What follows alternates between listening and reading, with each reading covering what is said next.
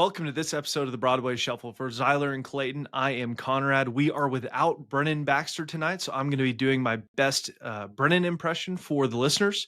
If this is your first time here, make sure to hit that subscribe button and also help us out by liking this video. We are in July, and what that means is we are trying to figure out what we talk about because we are only 46 days away from the first game for Texas Tech football. I don't know about you guys, but I cannot wait for it to be here. I want it to be here tomorrow. And so with that in mind, I want to go to Zyler for the first word of our episode this morning. Yeah, my first word, once again, I can't get them off my mind, but it's the Texas Longhorns. I recall, I think it was only 2 weeks ago, or maybe about 10 days ago, where Texas Tech was ruining college football with the way that they were throwing around money. Texas Tech signed 2 5-stars. If you're listening to this, I guess on a Thursday, they signed them on the 15th. Very high alleged paydays, bordering on $1 million deals annually.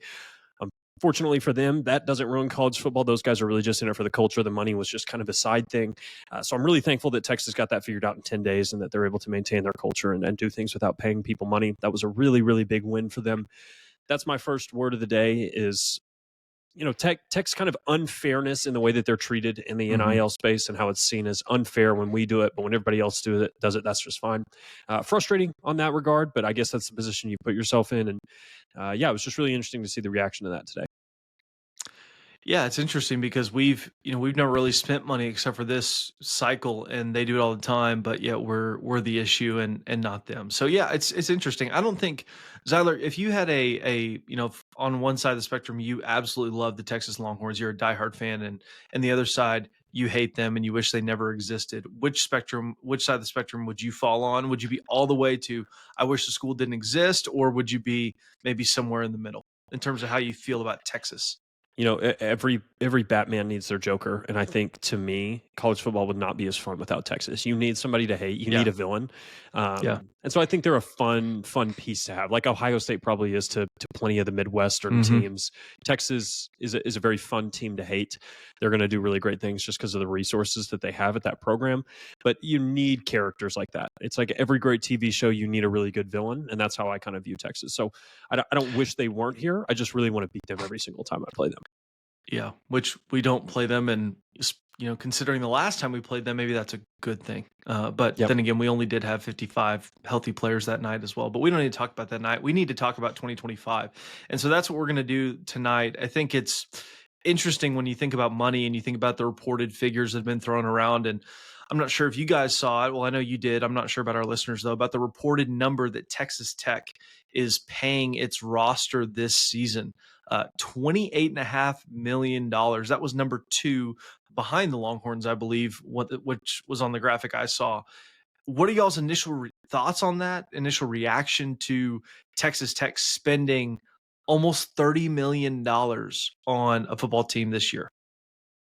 I think my reaction is that everyone should be expecting at least 10 wins this year because there's no other reason you would spend almost $30 million. I'm not saying that's going to happen or that's the most, the most probable outcome. But there's no other reason you would spend almost $30 million on your roster unless you're expecting that.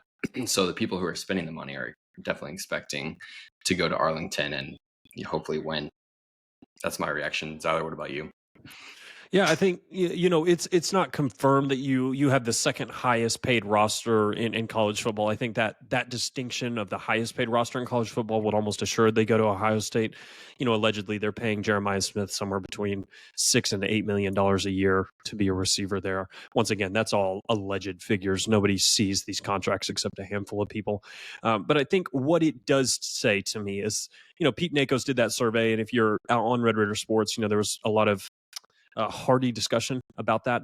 And especially one comment, that somebody said, and somebody at least told him, and this was reported internally, so I don't want to lambast, Pete and what he reported, but Tech has to pay about 30% more just due to location. And that's, I think it got taken a little bit out of context. And I even made a comment about that, about how people like to snipe at Lubbock. But really, I just think it's because location means where you are in the college football world.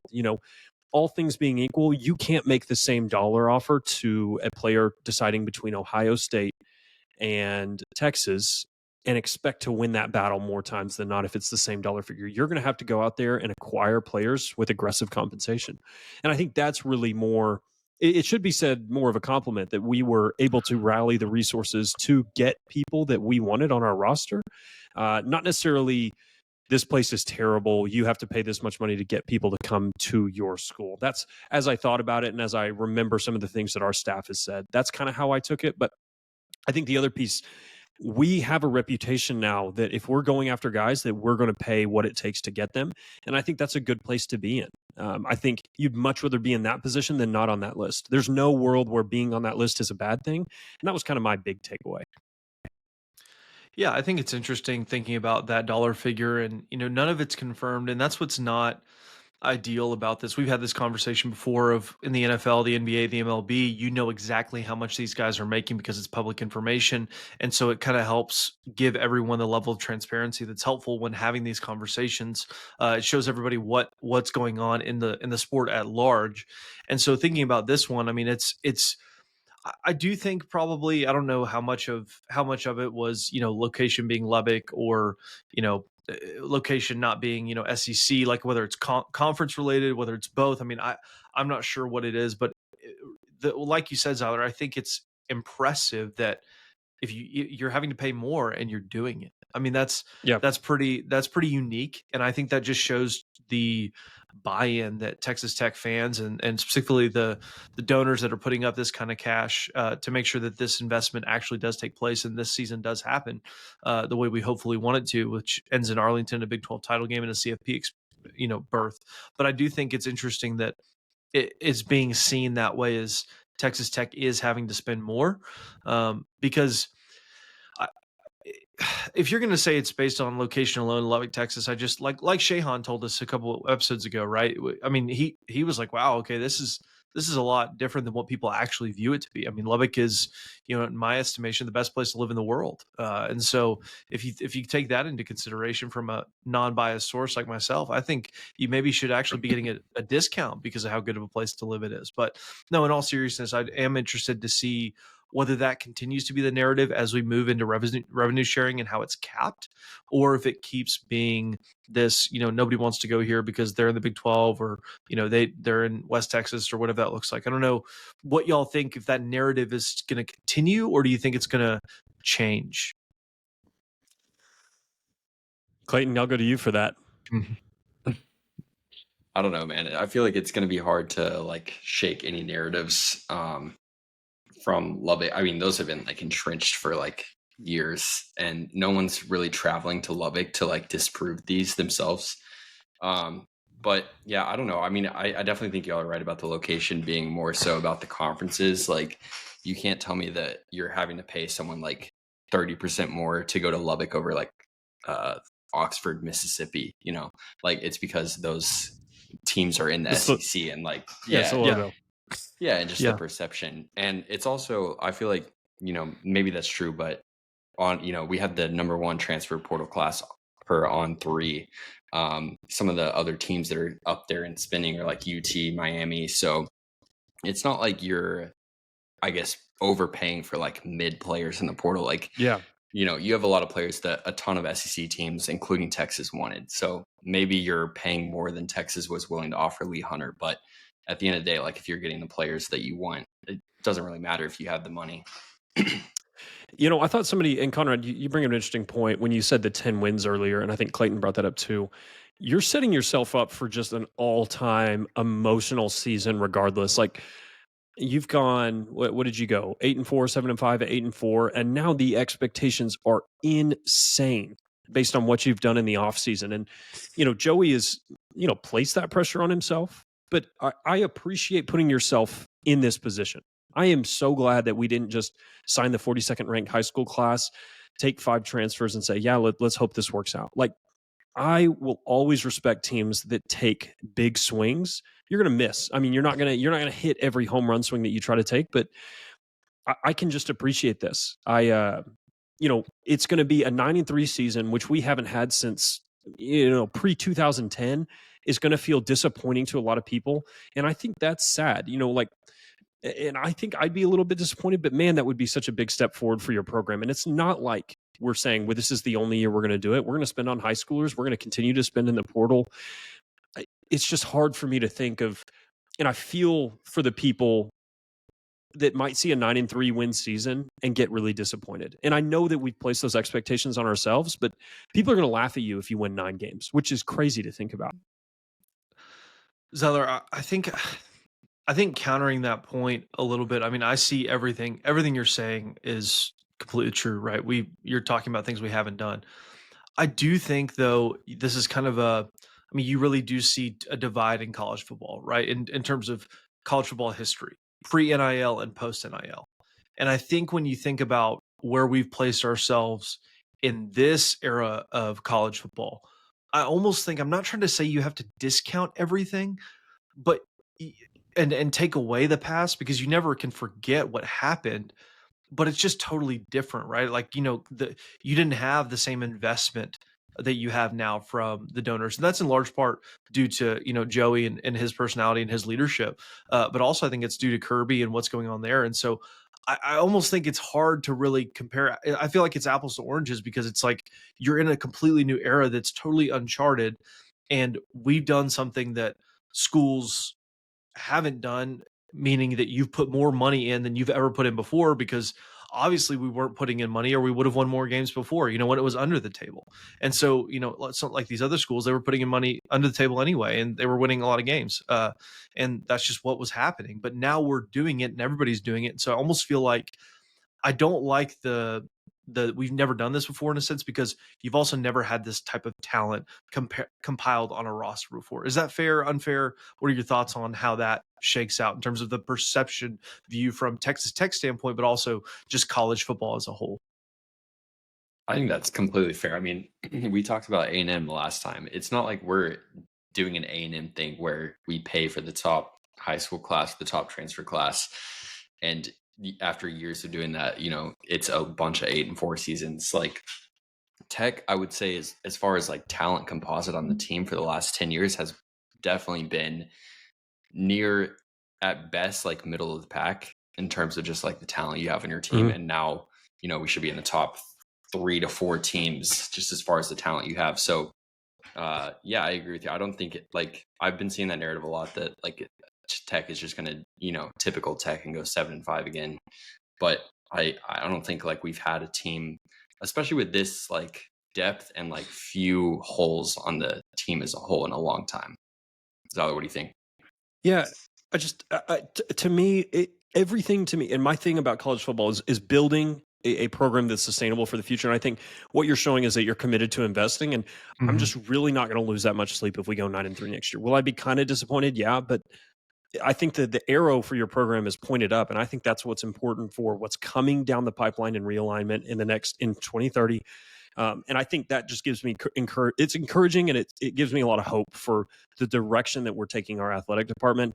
I'm just really not going to get that torn up if in a game that's got a really oblong shaped football that a couple bounces don't go your way. I'm just not going to get that upset about it. Do I want to win? I'd love to go 12-0. It's just not. It's unlikely. And I like the direction that our program's headed. I've got more faith in us than any time since probably the first year of Cliff, maybe the first 7 games of Cliff. And I think that's really encouraging. Hey guys, before we get back to the video, make sure to like and subscribe to our YouTube channel at the Broadway Shuffle. Thank you. Now back to the show. Yeah, Zeller, I mean, I see that point. If we're not going to do it this year, when are we? And I'm not saying the trajectory isn't going up. It absolutely is. And I think we're setting ourselves up tremendously well for realignment in 2030.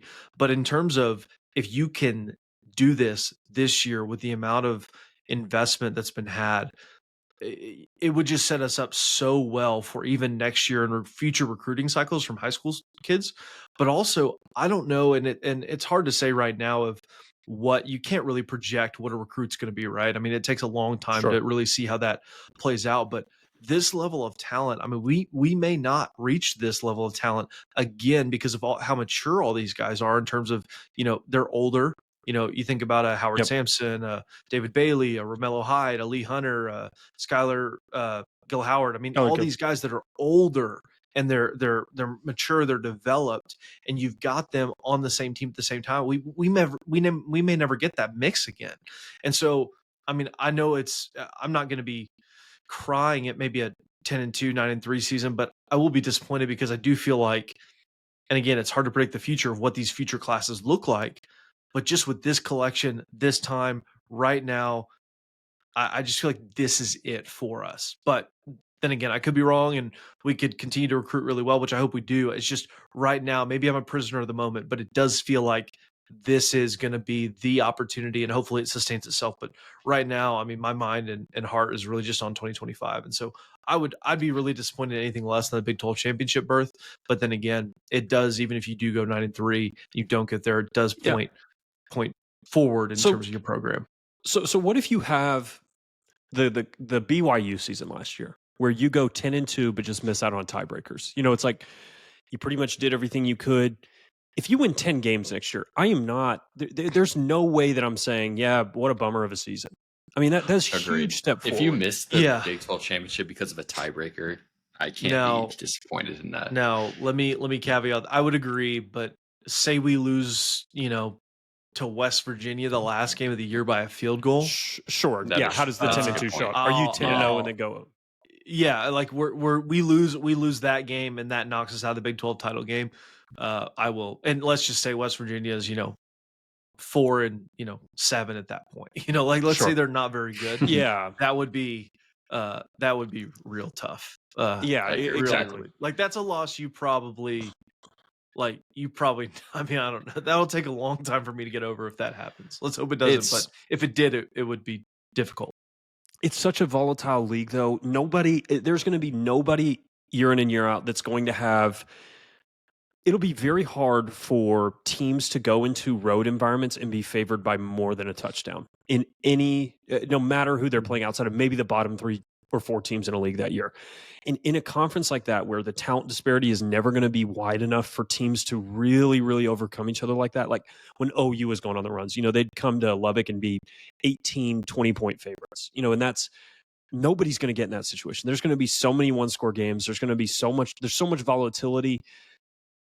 You put yourself in a really good chance. You've given yourself a really good opportunity. It is what it is. Like you got to go out there and earn it. But I really like the direction the program's going. I like to think of what are we going to be over the next 3 years, and I think you've given yourself a really good opportunity to be really good over the next 3 to 4 years. Yeah. And you put yourself in this position enough times, you're going to break through. And I really won't be too upset if we don't have it happen this year. Let us know what you think in the comments. Do you agree or disagree with Zyler, or what are your thoughts as we think about if we would be disappointed if we didn't make it to Arlington this year? So next topic that I want to transition to that I think will be an interesting conversation for us three to have and for the listeners to chime in the comments is ranking the toughest games on the schedule, right? We've looked at the schedule a little bit, but we haven't looked at it in depth yet. And so wanted to get y'all's thoughts on how do we view this Big 12 schedule? What are the easiest games? What are the most difficult games? Clayton, I'll start with you in terms of who you think might be the easiest games that we have on this year's slate of opponents. I think there's a clear 3 easiest games, and then there's a clear middle of the pack and a clear 3 toughest games. I think the 3 easiest are definitely OSU at home, UCF at home, and at West Virginia. Granted, the West Virginia game is definitely that one could be tricky because it's on the road at West Virginia. Like if they're semi-good, they're going to have a decent crowd. But I still feel like that's, an easier game than Kansas at Houston. Wow. You think that's a semi-spicy than take? at Houston? I think that Houston will be better than West Virginia, but I do think that playing at West Virginia is tougher than playing at Houston. That's fair. Imagine it's like a Farmageddon game from 2 years ago where it's just a ton of snow. Like you can see a weird situation like that in Morgantown in November. For sure. Yeah. The 3 hardest, Conrad, if I went, and I mean, I think this is no surprise. I think the question is which one do we think is the absolute hardest? But on the road at the defending Big 12 champ, Arizona State, on the road at Manhattan against Kansas State, and then on the road at a clear bounce back candidate in Utah. Conrad, which one of those games strikes you as the hardest? Which one of those really hard games, which one strikes you as, maybe the most gettable? Where are your thoughts there? Yeah, honestly, the one that strikes me as the hardest is Utah, and for the simple wow. reason that it's your fourth game of the year. It's you're going to elevation. We know what happens when Texas Tech goes to elevation. That's all I'll say about that. But it's you're going to Utah. You haven't played them since they've been a member of the Big 12, and they did not have a year last year that anyone thought they would have. We thought they were going to be in the Big 12 championship game. I think that's what we all predicted on this show. And so looking at Utah being the first one, being the fact that our first road game last year, we went on the road and got spanked by Washington State. And so I think for me, that's the toughest one.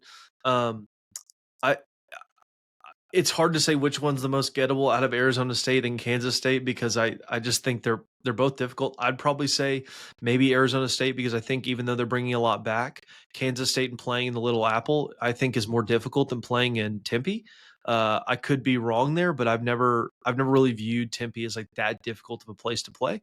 And so Manhattan, we know what happens to Texas Tech specifically in Manhattan. So those would be the way I would rank them: Utah number one, Arizona or Kansas State number two, and then Arizona State number three in terms of hardest to easiest. Do you agree? Disagree? I actually have it exactly opposite of you. I think Okay. Arizona State's the toughest, Okay. and I think Tempe this year is going to be incredibly tough to play. Like they're Okay. they're defending Yeah. Big 12 champs. Yeah. Their coach has talked about Tech a lot. Like they obviously Yeah. know how much They got money the we game spent. circled. Yeah, we Yeah. beat them this year, and they're the Big 12 favorites in their place. I think that's Yep. definitely the toughest game on our schedule. Yeah, I guess I'm just nervous about what it's going to look like the first time we go on a road. Maybe that's more of a Tech perspective than a Yeah. Utah perspective. So I'm finishing up my Utah thing, and I really think what Devin Dampier ends up being for Utah is going to totally determine this because you've got, and this is bar none, I have no problem saying this, the best tackle room in the country is in Utah. Caleb Lomu and Spencer Fano are top 4 tackles in the country this year, and they're both on the same team. They're going to have an incredible offensive line. All 5 starters are back. Their receiving core is extremely mid. I would rate it as bottom 4 probably in the Big 12. It's like the best guy is a transfer from New Mexico. There's a semi-explosive athlete that had 120 yards at Cal last year. That's pretty much it. But they've got 2 really good running backs, and they've got a 5'11" quarterback that can absolutely burn you. He's really quick. And so what does he end up being? He's a 57% completion guy. What does he end up being? Does he end up being really good? If so, that's going to be a real problem. If he can't throw the ball and you can just make them try to beat you on the ground, and if they do, you live with it, I think that could be the easiest one. But man, if he's a good prospect, they're going to be incredibly tough to beat. Kansas State, I think, is the easiest one for me, even though they've completely daddied you the last 10 times. I mean, I think you're 1-9 against them in your last 10 matchups. So I say that with a grain of salt. I don't think you should be favored in Manhattan. But if I had to pick of these 3, it's Kansas State. I think they have a little more room to fall on the floor, maybe defensively. And then some of the offensive skill talent I don't love. Arizona State, I think you have a really clear idea of who that team's going to be, and you've beaten that team before. Will you be able to do it again? No, but you have a much better roster than you did last year. That one, to me, is one that you can go get, but you shouldn't be favored. They're going to have it circled. You're going to have to play really good, and you're going to have to play really good to win all of these. And that's the thing that's really tough about this schedule is I don't think you're going to be favored in any of these games. And, Joey McGuire kind of answered the road woes last year, but those can pop right back up, especially when you play teams like this. So Yeah. I think in order to contend for the Big 12, you've got to find a way to win one of these and probably 2 of these because you've got to think that you drop a random game somewhere that you're just not expecting. And I think you need to make up for that with winning one of these road games. So let me ask you guys this. We do not play TCU and Baylor this year. Would you trade it? I mean, would you rather play on the road? Let's say you have to go to Waco or go to Fort Worth with the teams they have. Would you switch out any of these games for those because you think it's easier? I mean, we obviously know that TCU's home field advantage is not next to nothing, basically. So what would you, I mean, Baylor, it's harder to play in Waco than it is in Fort Worth. What would you switch out if you had to switch out one of those 2 teams or both of them for these 3 games on the road? I would switch any 3 for TCU on the road. I agree. Yeah. I would trade Baylor for Arizona State. I wouldn't trade them for Kansas State or Utah. I think So you would rather play I Baylor agree. in Waco Than than Kansas. I would rather play play Baylor in Kansas? Waco than Kansas State. No, excuse me. I would rather play Kansas No, State in yeah, other Manhattan than way. play Baylor in Waco. I I think think I'm the Baylor's I same think way. Baylor's better than Kansas State, and I think they're better than Utah. Yeah. Okay. Plus, they've So- just kind of had your even though we have beaten them with McGuire, they kind of have our number. Like They they've can blown make us the out exact twice. same case that you make about Arizona State. It's like we blew that team out in Lubbock last year. Like, why should we be scared of them this year? Yeah, Yeah. That's at agree. least It's just tough because the rosters they really have. I mean, Arizona State's hasn't changed that much, although they do get, they're going to have Tyson back, which they didn't have for a part of, a big part of last season. So that'll make a difference. But, they do lose Scadaboo. And so it's just interesting to look at that. But it's also hard because, again, we do have a completely different roster. That's why so much of it is really coming down to the leadership of the team and how this team gels together. I think that's why, a big part of it is how does that work itself out this season? So, yeah, I mean, I don't know. It's not an easy schedule. I will say, I think that people who are saying, well, Texas Tech has an easy schedule, which there are those out there. We've seen you on the Twitterverse. I don't think that's a fair take because all these games are very droppable for us, whether we want to admit it or not. I mean, we can absolutely lose.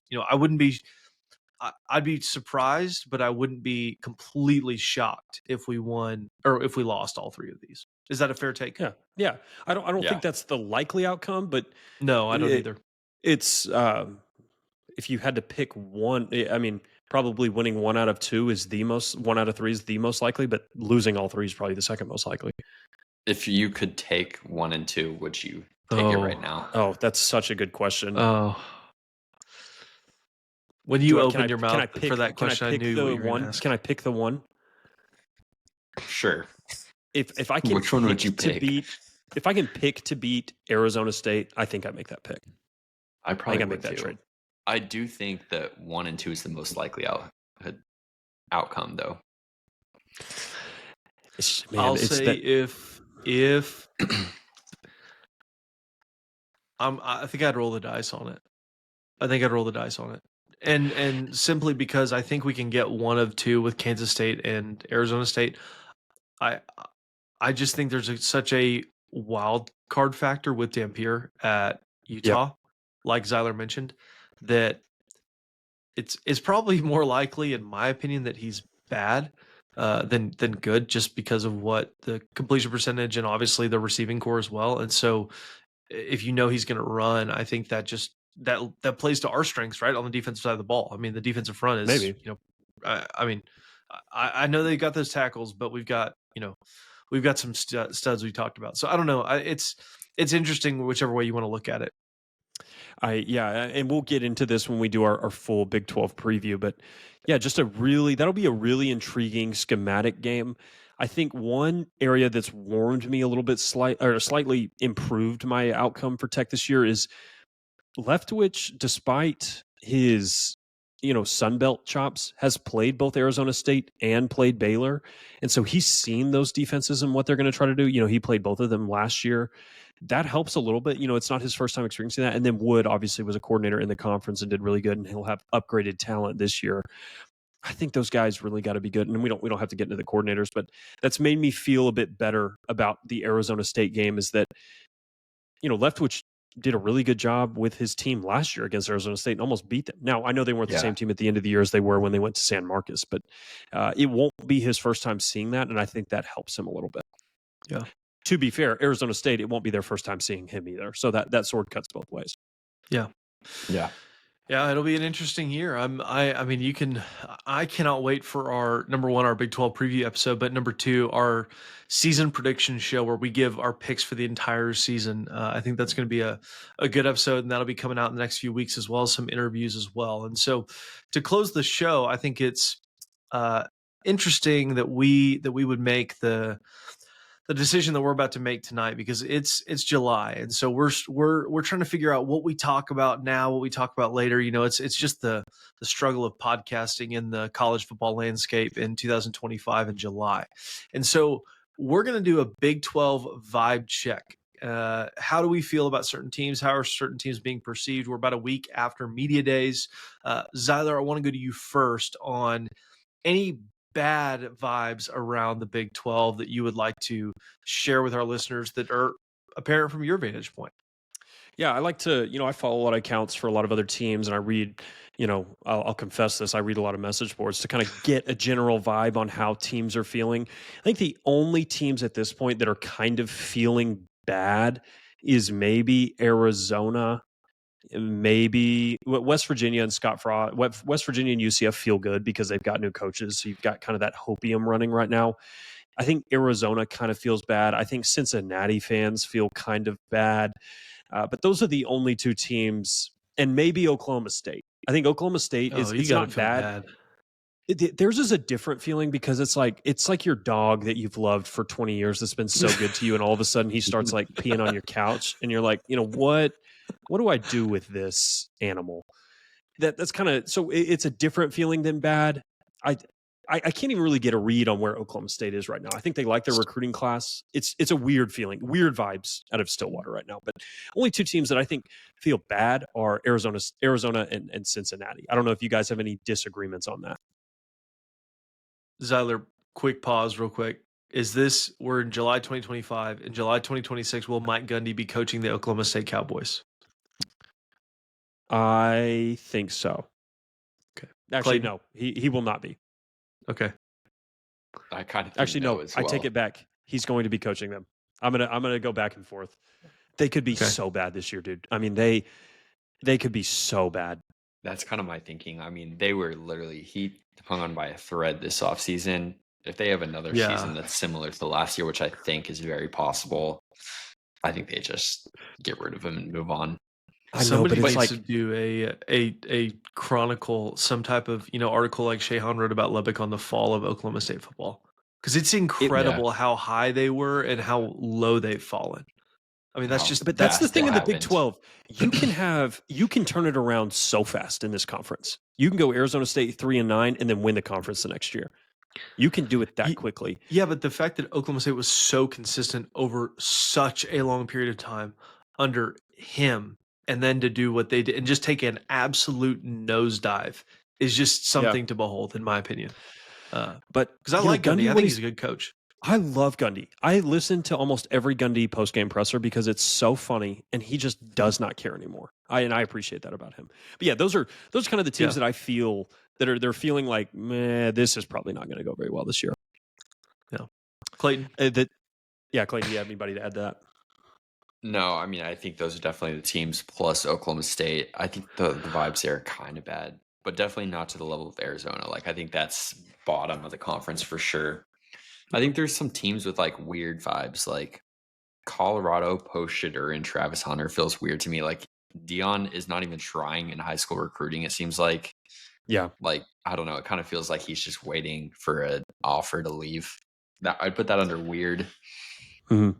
Same with Kansas. Like, even though they were so bad for so long that it feels like they should be okay with this. But if they have another year where they're just like 6-6, like, what did their fans think about that? Yeah. And dude, if you want to talk about development cycles, last year really was the year for Kansas. They had all those receivers, all those defensive backs, all those guys on the line, the running backs, a lot of offensive linemen. It was just like the perfect storm for them to be really, really good. And it just didn't materialize, which should be a lesson to all of us. It doesn't always work out.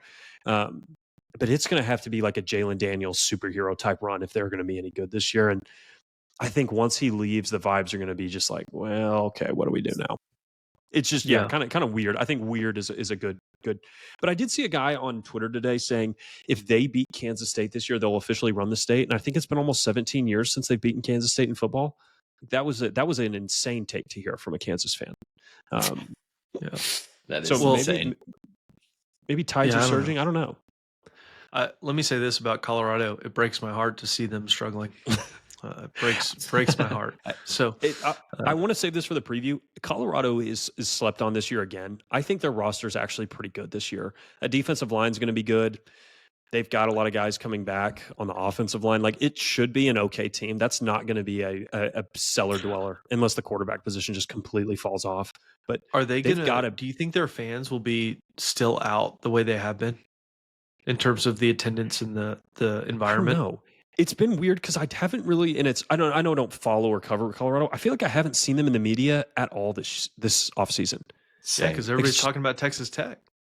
Yeah, maybe that's it. But like Deion's still Deion, and maybe once he's back on the TV, it's going to resurface. But they just feel like they're kind of in the background, and maybe that should be a lesson that Deion's not really talking about his team. But I think we'll see. I just compared to consensus, I'm probably higher on Colorado than what most people are right now. That roster's still in decent shape.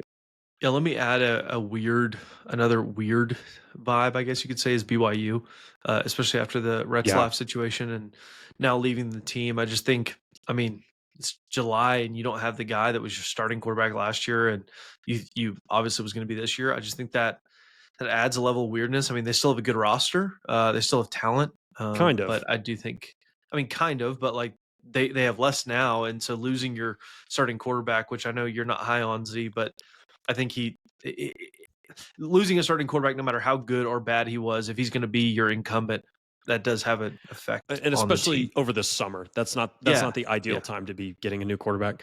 No, I'm also I want to place the over on BYU's win total now that Retzlaff's gone, because I think it's going to be a net positive for them to have somebody else in there. I just don't think Retzlaff was that good. What did it drop to now? Like 6.5? Truly, Bill Conley dropped their win total by like 0.3. It was like no effect. And I'm like, I hope that people overreact to this because I'd love to get in on that over. But I was going to be way under on BYU if Retzlaff was there. So now I'm kind of, I don't know, weird spot to be in. But yeah, another weird vibes team. Any good vibes in the Big 12 other than Texas Tech? Obviously, we know our vibes are truly at an all-time high. Conrad, let me take it a step farther. Which teams in this conference are going to feel disappointed if they're not in the conference title game at the end of the year? How many teams are in that tier this year? I think Tech, Arizona State, Kansas State. That maybe Baylor, Utah too, because their fans are delusional. Yeah, Utah probably feels that way. I mean, maybe Baylor would feel that way. I think Baylor thinks they're really good. I think Baylor thinks they're really good too. I think they think Sawyer Robertson. I mean, now, granted, Sawyer's a good player. He's a really, really good player. I think they think he's like way better than he actually is. Yeah, I think they're of the mind that they're going to the Big 12 title game this year. I did see a Baylor Twitter account predict their record, and he predicted 11-1 with the one loss being SMU. So he predicted running the table in the Big 12. Dude, that hosting Auburn. Which, okay, here's another thing. Where do you guys fall? Baylor versus Auburn, week 1. Who are you rooting for? Oh, for sure, Baylor. No, Conrad? No, pretty easily. No. Auburn would I'm gonna go buy an Auburn T-shirt for that game. Like, no. Oh man, see, we all know my distaste for Baylor, and especially with what happened recently. Yeah, I'm not a big Baylor guy. Never have been, never will be. Conrad, here's the thing though. It's objectively better for Texas Tech if Baylor wins that game. Like for the conference. Like, okay, so TCU versus North Carolina. Who are you rooting for? North Carolina. Okay, so you're just okay. What if it's guys? That one I don't actually might go for North Carolina because they're not SEC. Dude, Cincinnati versus Nebraska. Who are you rooting for? Cincinnati for Cincinnati. Sure. Okay. See, it's where it's literally my disdain for those two schools. That overpowers anything. Yeah, and I think that's totally fair. Yeah, I think it's just those two schools. No one else. I mean, Texas, but no one else other than those three. It's just those three. Just really, because you think get me going. There's a world where them beating Auburn is better for you because you could go then beat them, and it looks better for your conference. But also, I would love for Baylor to be terrible. So I think I'm going to see it as a win-win. Like if Baylor loses, sweet, they suck. If they're going to lose, I want them to get absolutely obliterated, like 45-10. But how much? And of course, it's Hugh Freeze. He gets to, like, it seems like he's just off to the retirement train. Like he's just like, yeah, whatever. Their class is so bad this year. I don't know. That's just like I feel like if Baylor wins it, I'm going to be totally clowning on it not being that good of a win. But if they lose, I'm going to be saying it's not a bad. I don't know. That's in Waco, right? That's in Waco. Yeah. I was about to say because if that's in Auburn, they're for sure losing, like 14 plus points. If it's New in Mexico Auburn. State walked in there 2 years ago and smacked around Auburn. Yeah, that was 2 years ago. No, that was 2 years ago. That was Diego 2 years ago. Yeah, I mean, I don't know. I'll just never. I mean, an absolute nightmare for me every year is the Baylor TCU game when they do play, because I don't know what to do there. But no, I'm yeah. So okay, we have those teams. So we'll say Tech, Kansas State, Utah, Arizona State, and let's say Baylor. Do you think TCU is disappointed at the end of the year if they're not in the title game?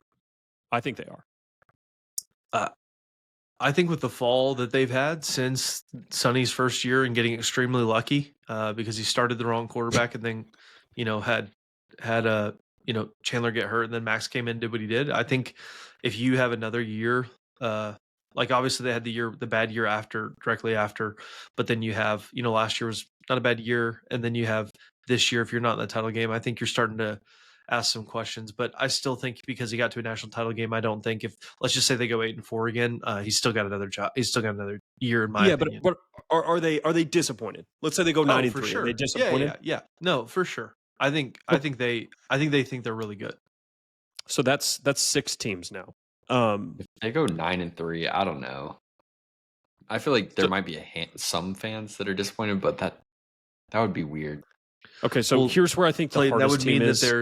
That would mean that there are enough TCU fans that actually take an interest in their football team. I mean, that is a good point. I don't really have a read on TCU fans because there's none that I interact with. So here's the team that's hard. Do you think Iowa State's disappointed if they're not in the title game this year? They went to the title game last year. I don't think they're disappointed if they miss the title game. No, because they lost so much. Yeah, I think so too. Yeah, I kind of agree.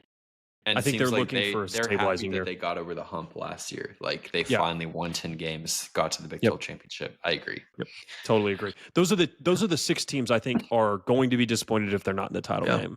If you disagree, let me know. I think everybody else is, Colorado, Cincinnati. Who else am I missing? UCF, Houston, Oklahoma State. All of those teams. Kansas. They're looking for improvements. They're not saying, "Oh, if we don't make the title game, this season's a massive failure." I don't think any of those teams are in that scenario this year. Yeah. Well, if you're listening this far, you know that Texas Tech is going to be in Arlington this year. You can get your tickets in the link below. Just kidding. But you can, it'll be a fun year. And I'm excited to see how we should maybe do this Big 12 vibe check every single week. I think that'd be an interesting, just with what we're reading, with what we're seeing, with how we're interacting with different fan bases, because we are excited to interact with different fan bases throughout the season. So I think this may be something we need to do every single week. What do you guys think? Yes, yay, nay? Dude. It's just so hard to zoom out and see and get the vibes from a week-to-week basis. Like I was ready to off myself after the ACU game, and then I really was ready after the Washington State game, and then I was all the way back in after North Texas. It's just like it's so volatile week to week. Yeah. It's almost like we're so focused on ourselves that we can't really think about anybody else that deeply. I know. During the season. Last team that I didn't mention, BYU. Where does BYU expect to be in the title game this year? No, not without Retzlaff. You just can't. Okay. You can't without your starting quarterback. Even if their backup is better, if Tech lost Barron, I think I would adjust my expectations. I'd adjust There's some Barron support right there. I'm not even going to tell you which way I'd adjust my expectations. Even if I think that Hammond's better, I don't know. Hey, on a note on Hammond though, what's wild is that in College Football 26, which just came out last week, the top-rated quarterback on Texas Tech's roster, I think it's obviously Barron at an 87. The second-rated quarterback on Texas Tech's roster is Mitch at 78, and then Will at 74. Oh no! No disrespect to Mitch, but EA Sports rating official, you got that. You Will needs to be at least an 80. I'm a Will Hammond truther. Yeah, so that's neither here nor there. But, well, thank you for listening to this episode of the Broadway Shuffle. If you're still listening this far and you have not subscribed, make sure to do so and hit like on this video as well. For Clayton, Zyler, I am Conrad, and we'll see you guys back next week. Wreck 'em.